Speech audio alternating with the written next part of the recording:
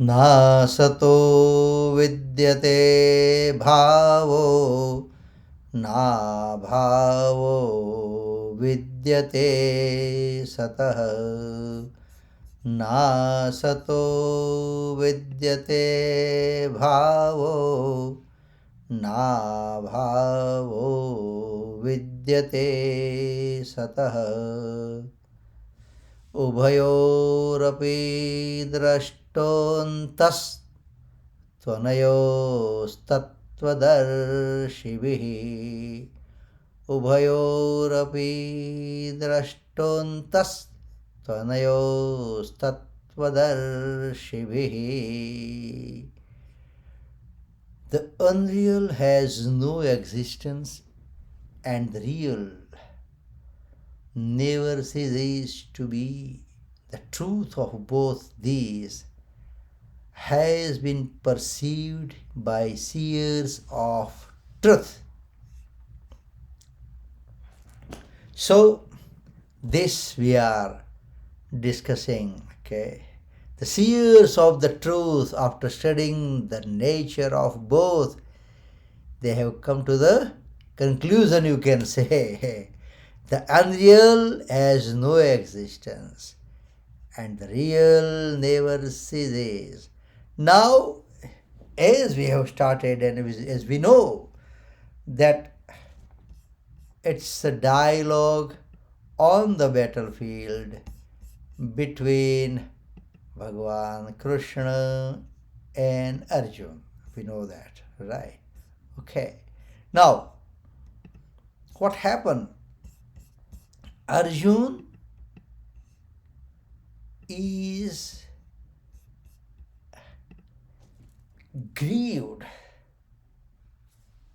by thinking that what will be the result of this war? The warriors will die. So, Bhagavan Krishna explains that the real never dies and the unreal never exists, as it is continuously dying. Therefore, it's not wise to grieve. It's a process. Dying is a continuous process. But it happens so subtle, we do not perceive, we do not feel that, but it's there. So, in this context, as you know that our main reference book is Swami Ramaswami, and he has explained it very well. That he says the world is kaleidoscopic. You know kaleidoscope. The moment you move it, it changes. The moment you move, it changes. So it changes. The world, it changes every moment. For our day-to-day practice, for our day-to-day understanding, maybe, we may use that. For the example, you know, I took the dip in the holy river Ganga in Haridwar or the Rishikesh. The same Ganga 50 years back, my father took the dip there. No, man, it changed. The current of water, it changes every moment. So, for understanding, we use this phrase, it's a different story. But technically speaking, okay, when I put my toe in the water of holy river Ganga, my hand will not touch the same water which my toe has touched. My head will not touch the same water. It's flowing, constant, it's changing. So, Bhagwan says the world is kaleidoscopic. It changes every moment, so it cannot be seen in the same state. The very next moment, there is something different. But as I told you earlier, it's so subtle. We may not feel, we may not perceive. Yeah. Bodies, sharir, are taking birth and dying every moment. The moment birth takes place, the same moment the dying process starts. But the process is not perceived. With this, our dull physical eyes, we will not perceive. Not perceive.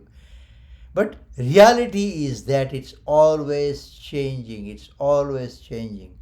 So in that context, Bhagwan is using these words.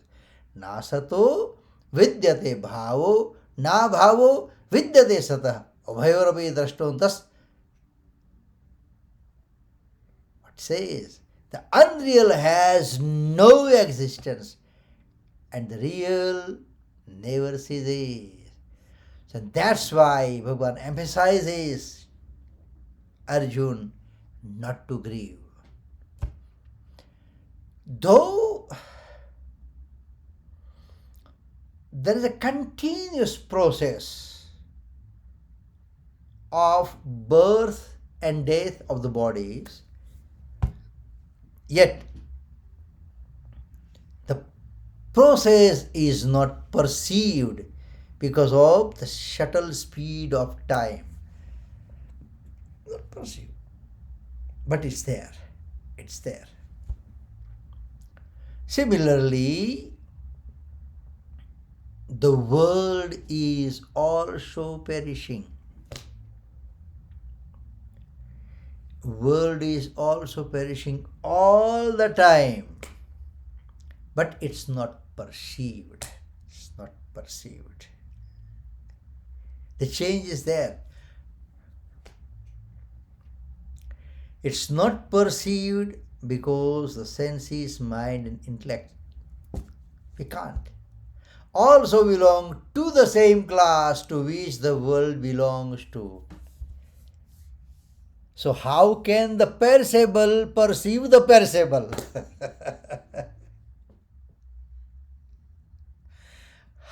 How can the perishable perceive the perishable?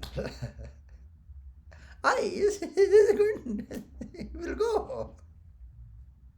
Body, all senses is with my body. Body is perishable. How are we going to experience that? We're going to experience that. So only the imperishable means self, spirit, Atma. Only the imperishable, which is self, can perceive it. Can perceive it. Secondly, the self cannot perform any activity without assistance of the world. It's a very tricky statement.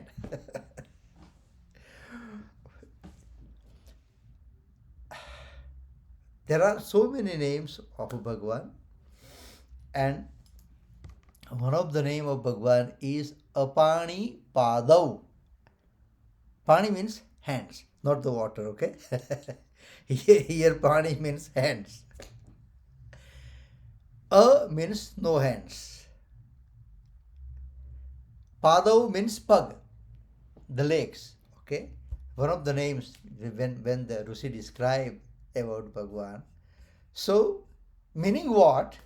If Bhagwan has to go in the world, he has to use somebody's body. It's a very sweet imagination. So, The imperishable self can perceive it, but secondly, the self cannot perform any activity without assistance of the world, without assistance of the instrument of this world. When we say, those who are familiar with the chanting class, and that's why we say in the Atma Shatak,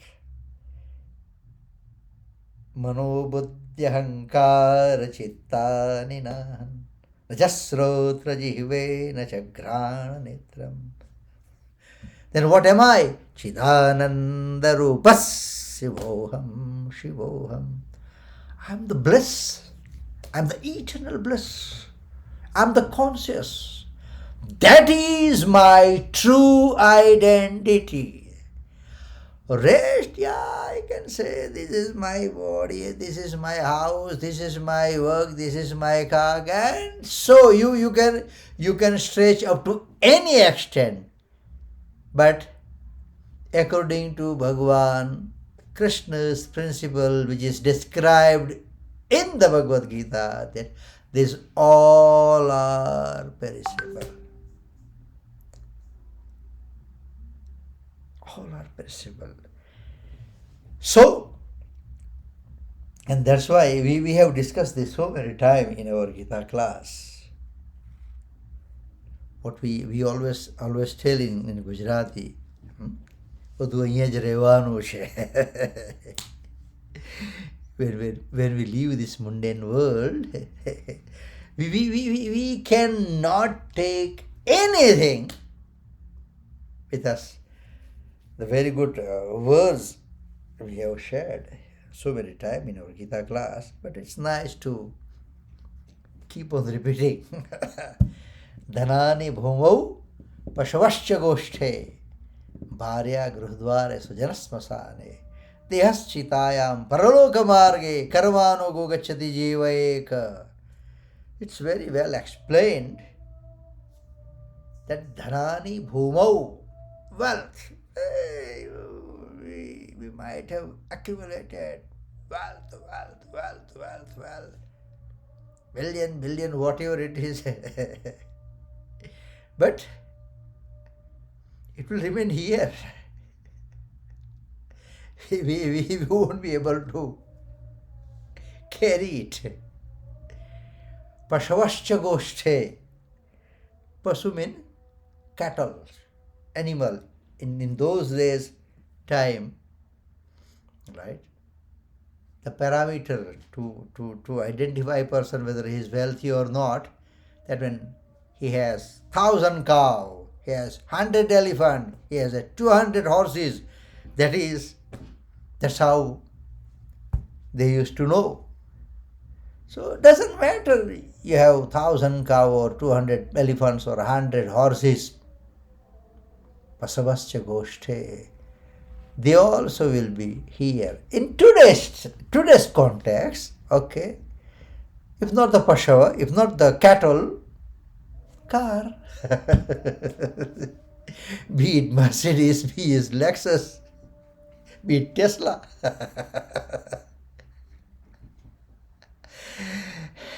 But that will remain in garage. Also, you won't be able to carry with us. Pashavascha goshthe bharya grahadware. Bharya means wife, patni. She will also be at home. Swajanasmasane. No. But I have a big friend circle and relative. And nowadays it's a fashion. On Facebook I have 1,000 friends. On Instagram I have 2,000 followers. On Facebook 1,000. But what about face to face?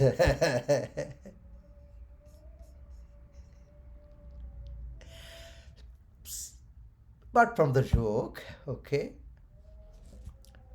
Bharya Gurudware Swajana Smasane. All the relatives, maybe they will come to the crematorium.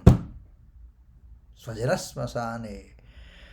Dehaschidayam. Deh, body. Okay. Now, good Scott body. I have looked after my body very well, nicely. I'm very disciplined about my diet. I don't take even a panado in hurry. And I knew some of it. I'm not criticizing them. This is no, even at the age of 84, I don't have to wear glasses. I can read, which is good. You looked after, and we must, nothing wrong in it. Nothing wrong in it. Because in this day, in this body, the spirit, the supreme reality is with me. The supreme power is with me. So we have to look after the body. But even the body, dehasthitaya, till the crematin gets done, then it's gone. Then what will be accompanying you? When I say you, means us. Okay? What is going to accompany in the next journey? Karmanugo gacchati jivayeka. My karma, my actions, because that affects on my mind. That I'll be carrying all the time. That will be with me, right? So it proves that all activities take place in the world rather than in the self. The self has no affinity. Atma. Self is Atma. The self has no affinity with activities and objects. It proves that the world with body, senses, etc. is non-existent. Only the Supreme Soul is ever existent, eternal. What is eternal? Is Paramatma. And we, the part of Paramatma, is the Atma, that is eternal. Whoever remains untainted and is the basis and illuminator of the entire world, that is the Atma, that is the Paramatma, that is eternal. Rest all. If not today, tomorrow. If not today, tomorrow. If a person has looked after the body nicely, it's fine. If someone dies at 80, that person might get another 10, 20 years. But it is perishable. That is the whole idea. And that's why Bhagavan says, you don't have to grieve. It is not wise to grieve. That's Bhagavan emphasizes. Ubhayoravi drashnuntas tvarayos tattvadarshibhi. Seers of truth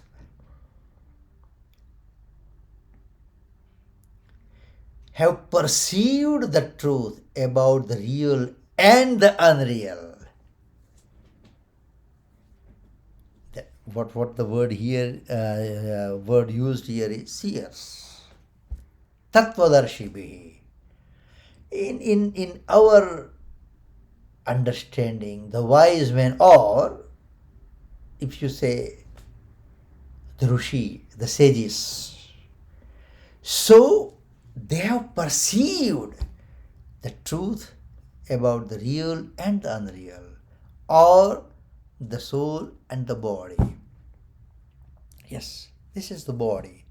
But body has got value till there is a soul, what we call Jiv, Atma, right? Till that.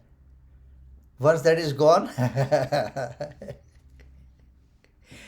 the moment we hear about someone's passing away, what time the funeral? That is the first reaction. What time the funeral? Because now The Atma has left the body. Now what is the next? It's going to happen all of us, right? It's going to happen with all of us. And that's why when we go to what we say, the pratna, the correct pronunciation is prarthana, not prathana. Prarthana, Prarthana, not Prathana. Prarthana. Anyway, so at least that thought should flash, that we don't know, but it's going to happen, because expiry date is there, but is written so subtle that we don't know, but it's there. So the fact is that the real is ever existent and the unreal has no existence, but it seems to exist because of the light of the real. It looks real, but it's not. Why it looks real? Because of the light of the real, Paramatma no Prakash. That's why we can feel that. That's why we can see that no, it's real. Yeah, and for the argument's sake, up to certain extent it is. Therefore, the essence of the real Sat and the unreal Asat is Sat, ever existent. The real has been called with a different name, that Para Prakriti, and higher, or the original nature, or the Kshetragna with his self or the soul, Purusha, that is spirit, and the unreal is Apara, imperishable, Kshetras, and so many, right? So as I started earlier, that Arjun is grieved. Arjun started thinking about that omen with this war. Warriors will die, people will die. And Bhagavan wants to make him understand that, dear Arjun, real never dies and the unreal never exists. There was it's not 100% relevant, but up to greater extent you can say, James Bond movie, diamonds forever, diamonds are forever.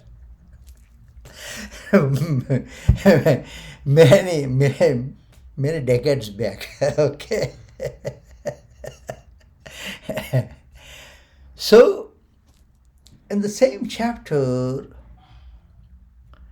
in the 11th verse, Bhagavan has used the word Pandita, the wise. Pandita grieve neither for the living nor for the dead. In that particular Pandita, if I am not mistaken, I have shared that story of that Arjuna and Bhagavan Krishna. Arjuna has lost his son, and that Bhagavan wanted to take him out to show him. And if you remember that, they were passing through, and in one garden there was this young boy, snake bite, get a flower, and Arjuna and Krishna went to that Brahman's house. Brahman, he was not able to see. Just recollect that. Now I have created the dot. It's your job to connect the dot, okay? Otherwise, I'm sure it's somewhere on the YouTube. you can you can revisit that. Anyway, so grieve the Pandita, the wise, grieve neither for the living nor for the dead. In the 12th and the 13th verse, the word was used is dhira, wise or enlightened. Sorry, not for the Pandita. We have said this story with the when the word come dhira, wise or enlightened, has been used for the person who realizes the distinction between the soul and the body. Between the soul and the body. In the 15th verse also there has been used for the person who does not grieve over the decay of the body and the world. Because it's a continuous process. And in this very 16th verse what we are discussing, Bhagavan has used the word for them, for the enlightened or for the wise or the is Tattvadarshi, the seers of truth, has been used for the wise person. Tattvadarshi means wise person, who distinguishes between the real and unreal. In our day-to-day practice, you may not totally know the meaning of, but we have the name in our community, in our society, Vivek. Vivek, the meaning of Vivek is this: to distinguish between the real and unreal, what is right, what is wrong, which path I have to choose for my spiritual development. So all these words, be it Dhir, be it Pandita, be it Tattvadarshi, show that the wise do not grieve, and if they grieve, it means that they are not wise.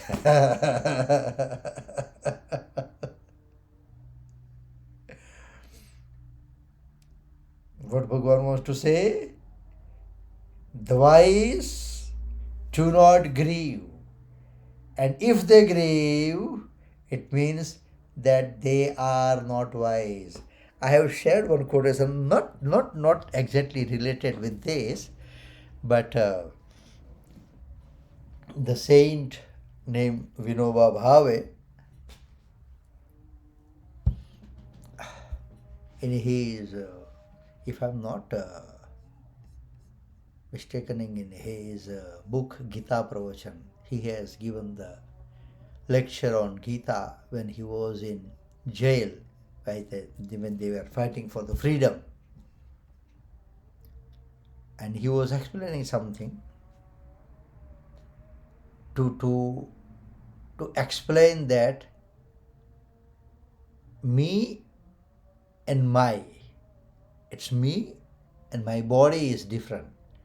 And in that context, Vinoba has given very good sentence: મારું માથું દુખતું નથી અને જે દુખે છે તે મારું માથું નથી.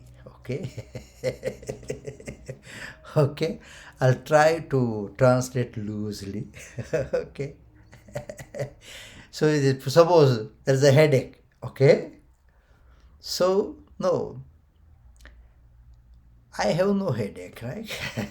There is no pain in my head, right? And where there is a pain, that head does not belong to me. મારું માથું દુખતું નથી અને જે દુખે છે તે મારું માથું નથી. That head does not belong to me. So it's a simple practice, simple to put in practice, simple thing to put in practice, simple thing. But we are so involved with everything. So we can't put this in practice. And that's why I always tell in our Gita class that this Gita, if this nice teaching, preaching of Bhagavad Gita is going to help me after my death, then it's okay. It must help me now to give me the correct guideline, to show me the right path on which I have to walk. Unfortunately, we have a set mind, set belief among the families, among the community, among the society, that Gita, we must read when somebody passes away or somebody dies. And then on his name, just distribute the Gita. I have distributed 100 Gita. And then it collecting dust on the shelving. Oh, it should help me now. And that's Bhagwan says here. That Bhagwan says here. The wise do not grieve, and if they grieve, it means that they are not wise. Simple sentence, but that can change my life. And that's why the Gita is.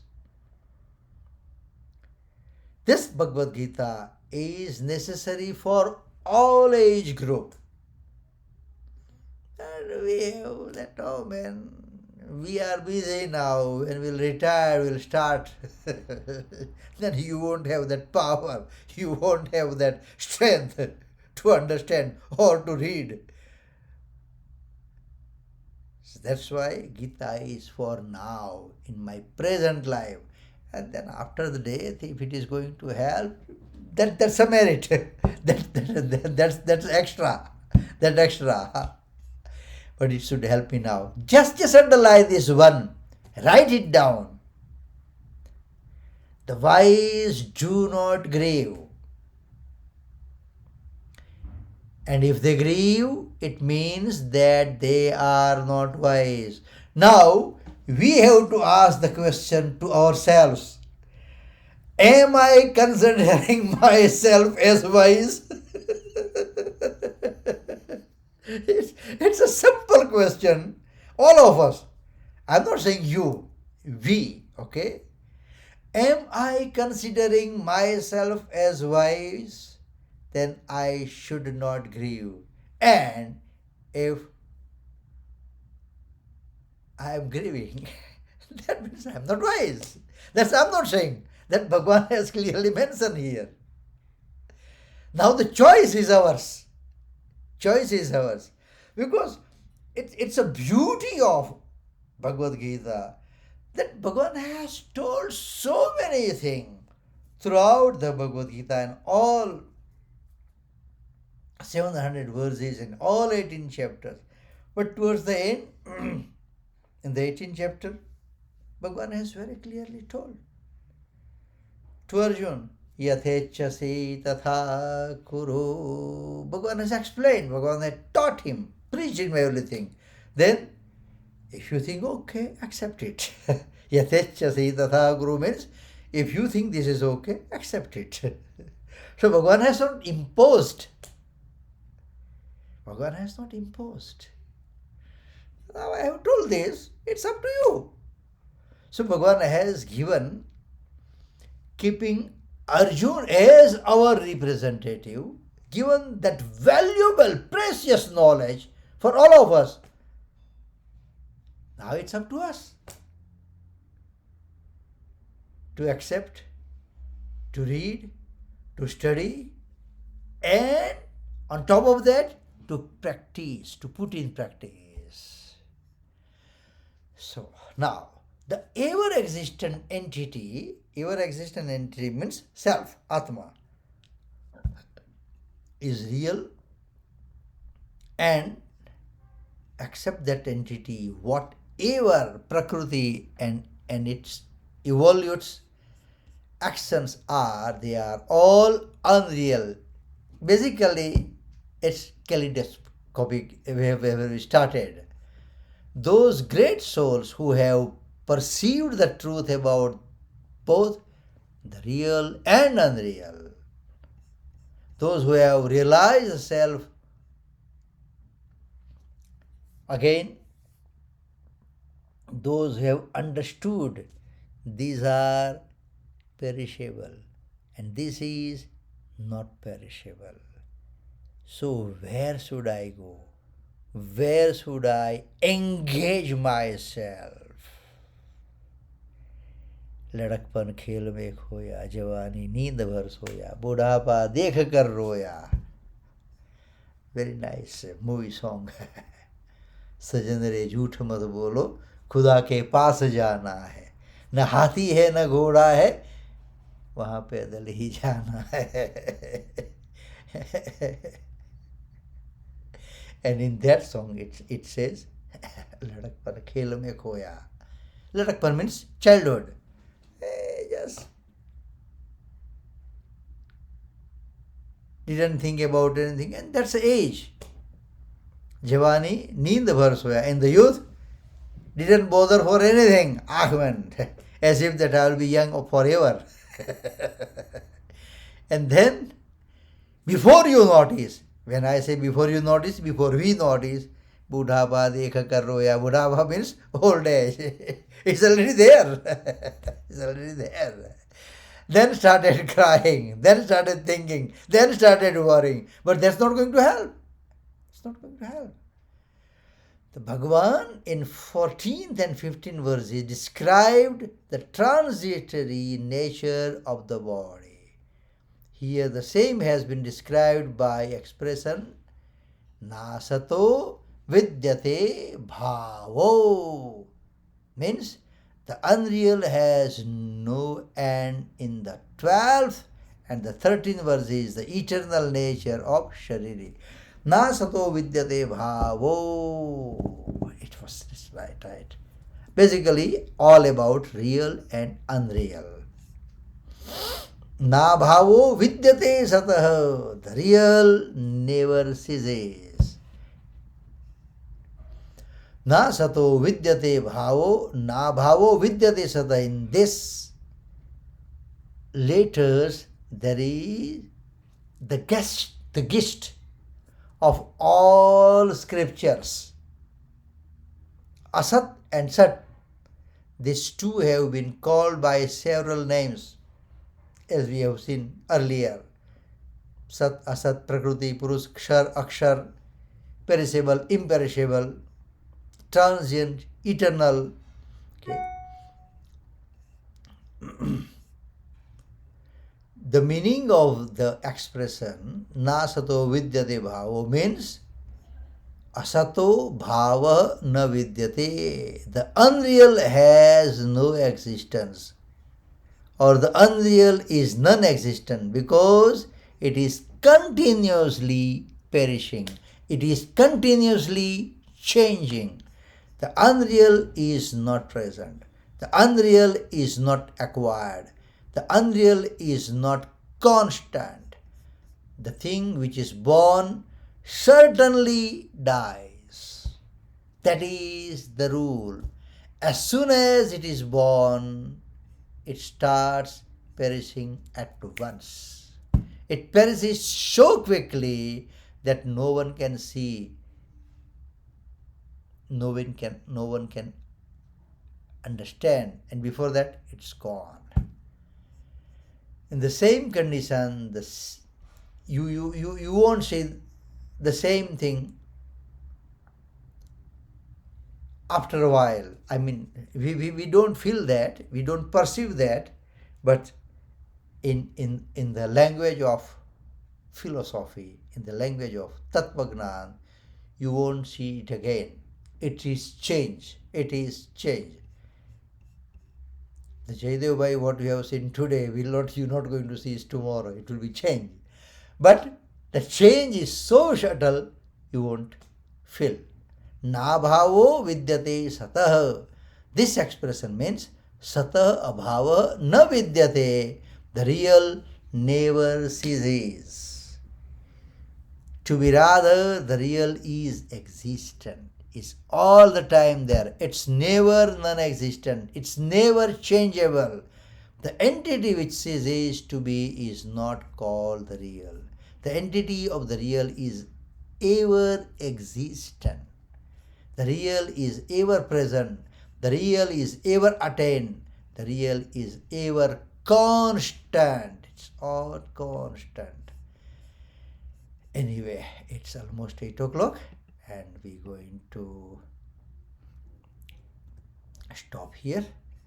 Okay. 18th chapter, 73 verse, 73rd verse. Okay. In today's discussion, whatever you like, credit goes to all the scripture, all the commentary, all the books which I have studied, whatever I have heard. I try to explain you. Absolutely nothing belongs to me. And I always tell that our main reference book is Swami Ram Sukdas Sadhak Sanjeevani. So I try to explain using that book. Okay. We will conclude with that our prayer which Arjun did in 73rd verse of 18th chapter.